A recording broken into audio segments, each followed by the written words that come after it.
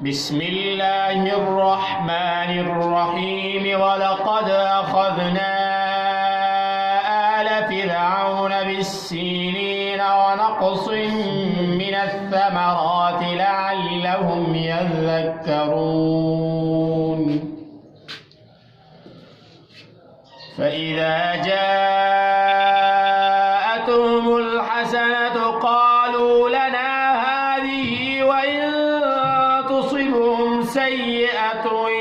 يطيروا بموسى ومن معه ألا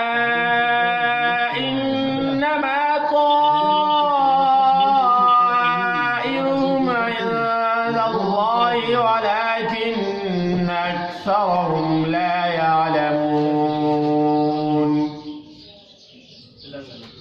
وقالوا مهما تأتنا به من آية لتسحرنا بها فما نحن لك بمؤمنين فأرسلنا عليهم الطوفان والجراد والقمل والضفادع والدم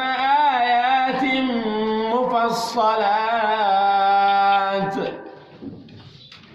فاستكبروا وكانوا قوما مجرمين ولما وقع عليهم الرجز قالوا يا موسى ادع لنا ربك بما عهد عندك لئن كشفت عنا الرجز لنؤمنن لك ولنرسلن معك بني